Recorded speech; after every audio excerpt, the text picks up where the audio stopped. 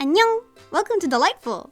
With the launch of my new Society 6 storefront, I felt inspired to paint a picture that encompassed how I feel about this channel, and offer it on the website as an art print.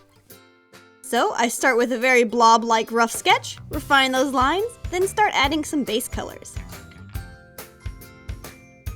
I like to put base color down beneath my lines, then create a new layer on top of everything to begin painting on. Generally, I end up flattening the image from time to time just so that my layers can stay nice and simple. I'm definitely not one of those 100 plus layers kind of Photoshop artists.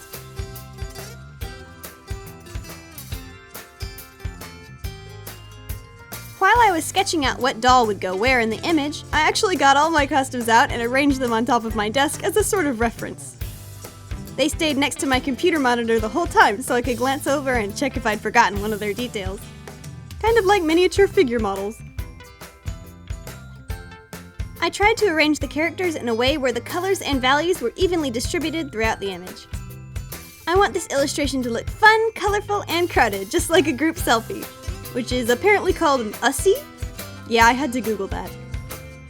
Anyway, I thought about giving Catherine, which is me, the delightful mascot in the center there, a selfie stick, but changed it to an open hand. I thought this pose would feel more inviting to the viewer, like, come on, let's go make something fun, which is just the feeling I hope my videos give. Since Mini Catherine, or Dollightful, is the central figure, I went ahead and rendered her first before blocking in the other characters. The hand was looking pretty awful, so I did end up taking a reference photo of my own hands to get the shapes just right. I did end up rendering the hand more realistically than the rest of the picture. For the most part, I wanted to keep this drawing simple and anime-ish, but since my actual hands are the only part of me you ever see in my other videos, I thought it would be a sort of nod to that. It's also in the foreground, so you kind of expect more detail anyway. I put my Cleo custom doll directly next to me, not only because the value shift looked nice, but because that doll means something to me. If you've seen my videos before, you may recall she was the step-by-step custom doll in which I took things slower than usual so you could follow along in greater detail. Cleo is my mom's favorite doll, and I mostly made that video for her sake.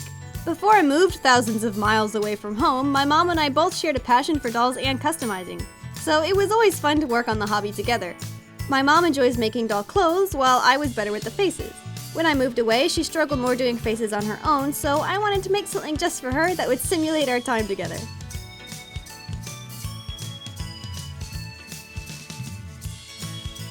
Not all of my dolls are in here, but I did include the most iconic of my doll customs and some of the more recent ones, so I think I covered all the bases. I left out Sylveon and the Cacao Talk dolls because they aren't my original characters. I think that was a good choice. I guess you'll let me know.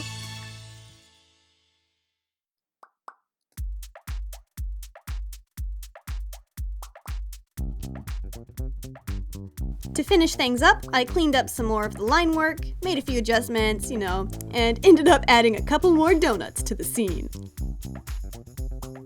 Now that feels like a delightful image.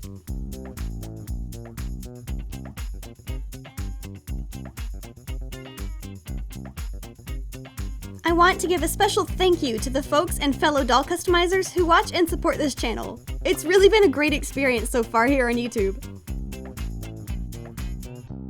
Make sure to head over to the Dollightful store on Society 6 if you'd like to buy a print, and check out some of the other merchandise if you're interested.